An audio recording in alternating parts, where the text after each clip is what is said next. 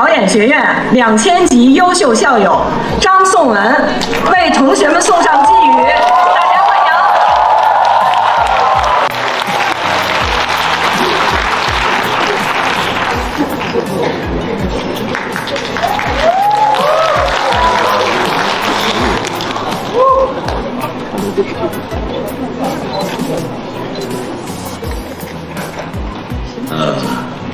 老师们好，同学们好，我是张颂文，北岸学院毕业的。我很荣幸今天能够受母校的邀请，回来参加你们的毕业典礼。这个毕业典礼我参加过2次，第一次是我中专，考到北京电影学院的大专毕业那年我参加过1次。然后事隔几年以后，我又上了一个专升本。专升本的毕业是第2次的参加毕业典礼，今天是第3次。我昨天晚上正式确定可以回来参加这个典礼的时候，我一直在想，我应该跟你们说点什么。刚才听到前面几位同学的发言以后，我忽然觉得，可能我昨天晚上想的一些东西，没有像他们发言那么精彩的地方。我希望对你们的毕业有些建议，能够马上用得上吧。毕业意味着什么？意味着有些同学可能会继续参加研究生或者博士的考学。也意味着有些同学说，我就要离开电影学院，马上踏入新的工作了，寻找工作的路上。还有一些同学可能说，我回到老家，我去创业。不管哪条路，我都希望你一帆风顺。我有几个很小的建议，跟诸位分享一下。尤其这些年，我特别感慨。我经常在剧组里拍戏的时候，能遇见很多我们电影学院的师弟师妹或是师哥师姐。我们在探讨到一个学术问题的时候，他们说你怎么知道这个东西的？我说电影学院大1的时候教的。然后我的一些同学或是校友，他说我们怎么一点印象都没有？我说当时教中国电影史的那天应该讲过这门课，但是很多时候就是这样的，我们在同一个教室里学习，你几年以后，你再问问当时和你一个教室的人，你会发现大家对那一天记忆点是完全不一样的。包括有一个专家，有个教授来给我们讲课座，都记得这个人来过，但记得他说过什么，或者说什么东西对你有用，进了你的大脑，每个人的吸收点确实是非常不一致的。所以当时我用了一个很笨的方法，就是我买了一个很小的录音机，还用卡带的。一有重要的课我就给他录音，然后回去房间里面的时候，懒的时候就懒得听了，有兴趣的就听多1次。到后来我发现最有用的其实在毕业以后。毕业以后我特别想听，因为毕业以后没有人跟我在交流电影，我经常在我的出租屋里面反复的听当时电影学上课的一些内容，然后看我上课做的一些笔记。我后来发现，学校里教的一些专业知识，或是老师们分享的一些观念，它会在某一个瞬间冷不丁就跳出来帮助你。最近的一次是大概在半年前，我在拍摄一个电影，这个导演也是我们北京电影学院的校友哈，第4代的一个大导演。他突然讲一个镜头，他跟我讲，他说这个镜头我希望怎么拍怎么拍。他说你知道塔可夫斯基吗？我说知道。然后这个导演他说演员里面很少知道的。我说电影学院毕业的人都应该知道。然后他说那咱们就可以对话了。我也不知道他是在我面前炫技呢，还是想考考我。但是就因为那样，我非常感谢我在上视听语言的时候，某一位老师跟我讲过这个导演，我还记忆非常深刻。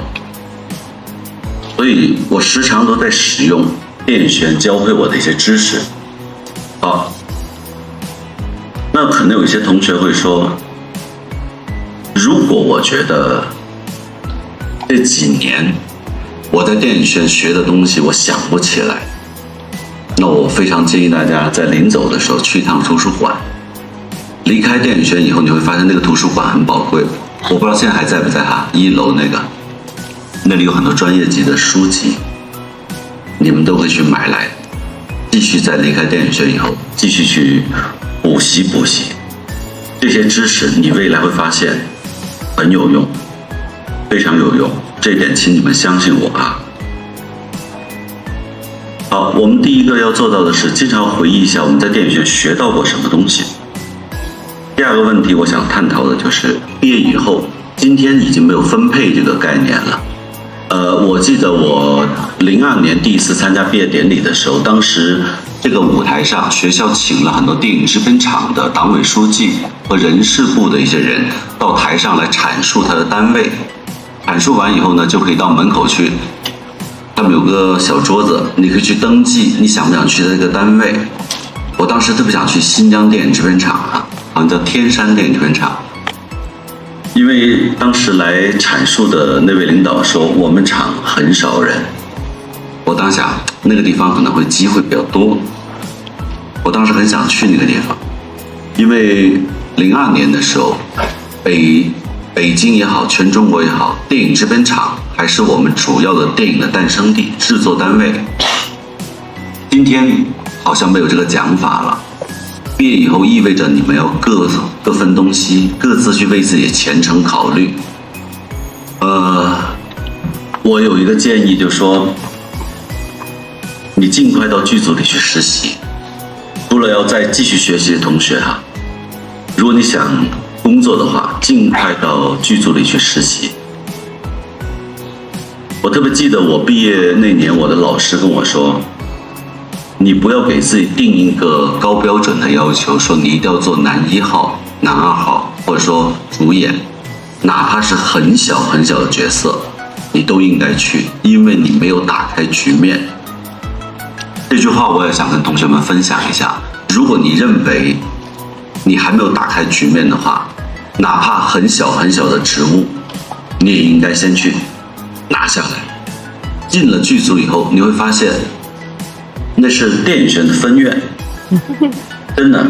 全中国所有的摄组，你进去以后，你会发现，你想找到一个没有电影学院毕业的成员，目前我是没有遇到过。几乎所有的电视剧剧组、网大、网剧、电影剧组，一定有北京电影学院毕业的同学在里面担任摄、录、美、画、辅导、演员、导演、编剧等工作。你进去那个地方，你去寻找你离开电影学院的以后的另外一波朋友，他们作为你的前辈同行，会告诉你社会剧组有些什么需要注意的，有些什么是你在学校里学到可以马上使用的。摄影系的同学我在很多剧组里见过，有些摄影系同学毕业以后去拍广告做摄影指导，但我也见过在很多大的电影剧组里面，摄影系的同学不管是本科还是研究生毕业，他们愿意去做摄影助理，这点我非常敬佩，因为这样他们快速可以跟最正统的班底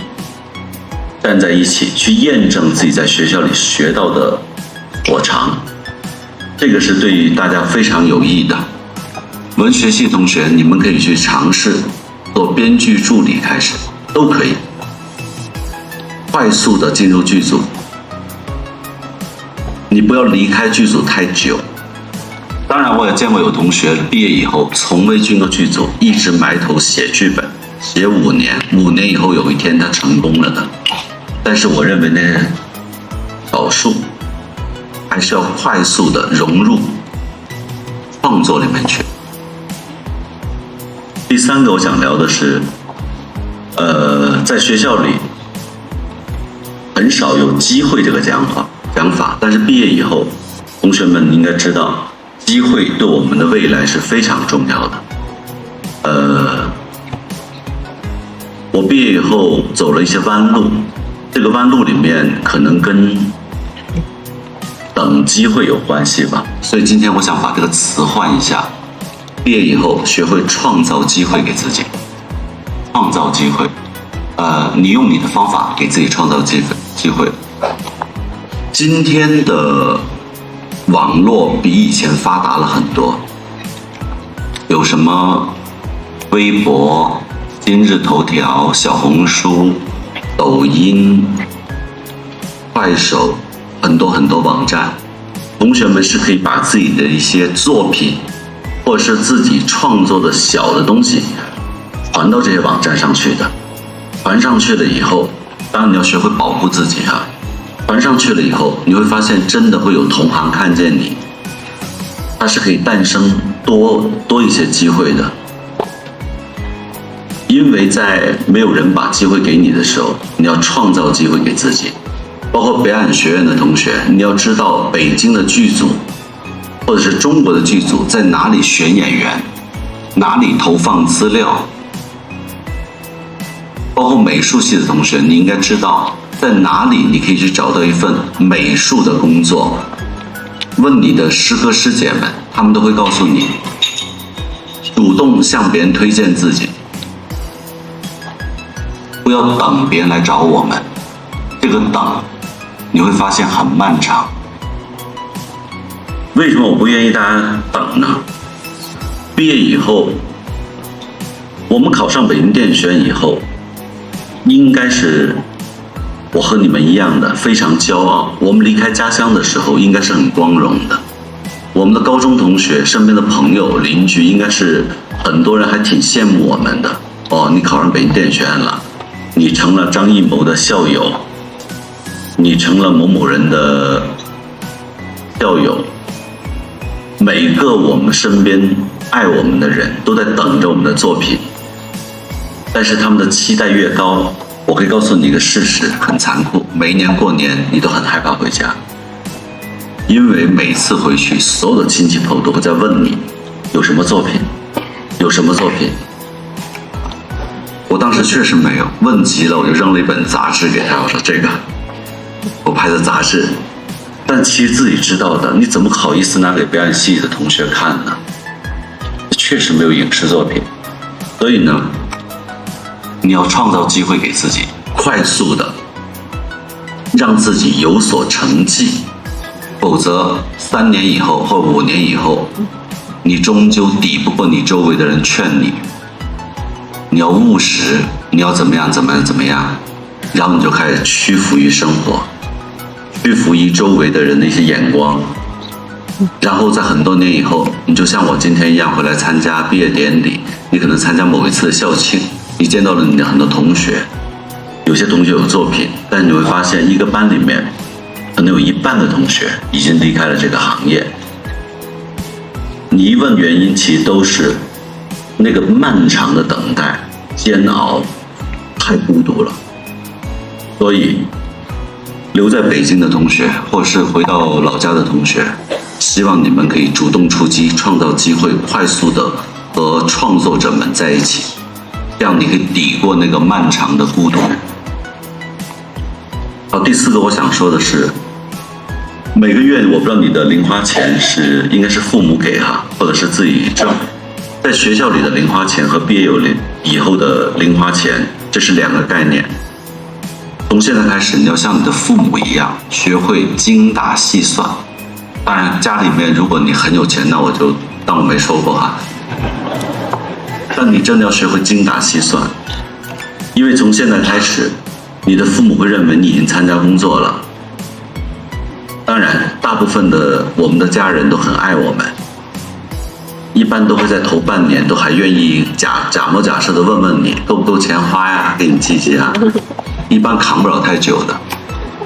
所以你现在开始要像你的父母，像我们的父母那样，学会过日子，知道每一分钱怎么花出去。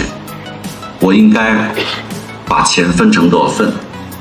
哪些钱是交通费用？哪些钱是住房费用？哪些钱是吃饭的费用？哪些钱是社交的费用？哪些钱是生活日常品的开销？哪些钱是用来去投放简历资料和学习的钱？你都要给它分成若干份。从现在开始，我们是正式踏入社会的成年人，学会怎么花钱，它会直接影响我们可以在北京还能待多久。你们很快就会明白我这句话的含义的。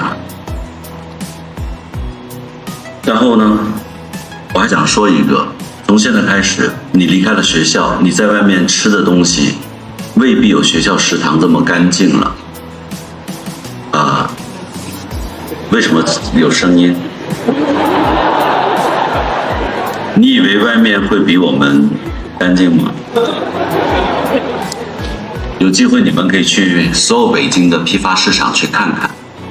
你会看到很多餐厅在里面上货，看完以后你会发现高校的食堂的进货渠道比他们好太多了，包括粮油、柴米油盐所有的东西。这些是我自己毕业以后去菜市场的看到的实况。你要学会照顾好你的身体啊。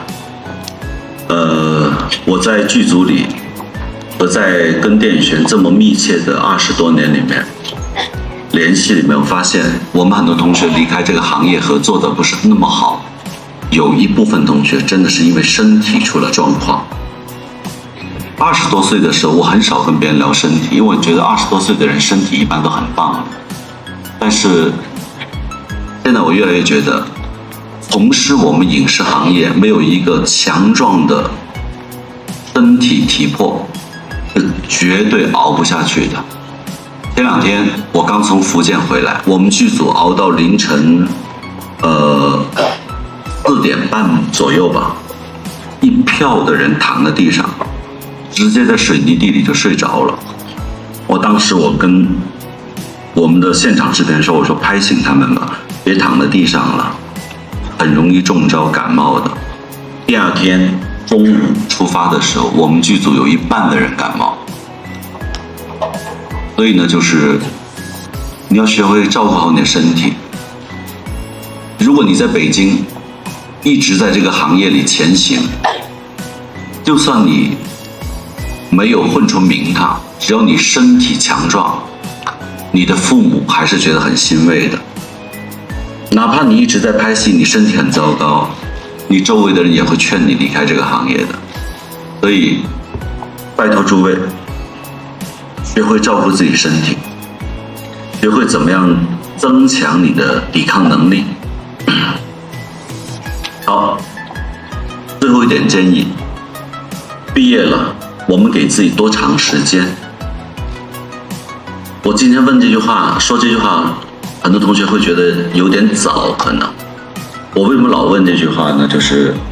我参加过北京电影学院的50年校庆、55周年校庆和60周年校庆，三次校庆我都参加了，而且我也是资料委员会的成员之一，负责收集数据的。我在收集了很多数据的时候，我就发现每个班的毕业生，每一届每个班每个专业的毕业生里面，毕业以后它是有比例的，可能有1半的人在从事这个职业，1半的人不再从事这个职业。有些人说，是不是我们北京电影学院不行？不是，北京电影学院是目前我认为在大中华地区最好的专业的学习电影的地方。我目前没有见到别的学校比它更好、更权威、更系统、更科学了。但是北京电影学院只是给了我们一个学习专业领域的场所，他从来就没有告诉我们和承诺于我们说，你进了北京电影学院，你就一定能从事这个职业。能不能从事是靠我们同学毕业以后的坚持和机遇和努力各方面结合的结果。但是因为我拿我的同学来看，我们班有一部分同学已经离开这个行业了。我记得我到了可能第8年左右吧，我也有点扛不下去了，因为确实没有干出什么成绩来。然后我就给了自己，我说再给2年时间给自己，10年吧，我给自己10年还不行，那我就结婚生子，做一个平凡的幸福的人。结果到第9年又来了一个机会，又给我看到了一点希望，然后继续骗自己，再给自己2年，再给自己2年，一转眼就现在20多年过去了。所以你要给自己一个时间，我指的不是你要向我学习说给自己20多年啊，你给自己一个时间再谈离开这个行业。很抱歉哈，你刚毕业我就跟你聊这个话题，但是这个话题因为在这2、3年之内你马上就会思考到，所以希望你们能够记得起有个叫张颂文的诗歌曾经告诉过你，在你最难的时候再跟自己说一说这句话，我再给自己一点时间。最后我想说一句，北京电影学院毕业以后，我目前没有见过一个同学在外面骂过这个学校，骂过自己的母校，当然可能心里面或者会有哈。一看剧组里的势力，电影学院这么多人，还是算了。我是发自内心的很爱这个学校。回到这个地方，我老能看见那个我坐在哪个位置看电影。所以当你离开电影学院以后，在外面很难的时候，回来学校里你不用跟谁打招呼的，只要保安能让你进来就可以了。你就在里面走一走，去金字塔内站一站。当然如果你有心的话，再去系里找你的老师打个招呼，你会发现你重新获取了另外一种能量。在外面再难，你回到这个学校里，你会发现每年不是还是全国热爱电影的人继续来报考这个学校吗？你就想想当初你怎么从你的老家千辛万难拎着行李来报考北京电影学院。所以如果你在外面有了困难，请你回到母校走一走，看一看，和老师说说话。如果你有了成绩或者有巨大的成就，也请你记得第一时间把你的作品带回来母校，给你的师弟师妹们一起分享，和你的导师一起分享。如果你在外面有荣誉，也请你在各种场合里提一提你的母校北京电影学院，因为我们都很爱这所学校。同学们马上毕业了，希望你们带着学校给你们的知识和老师给你们的力量出去闯一闯，希望你们每天都在进步，希望你的未来一路鲜花。谢谢你们。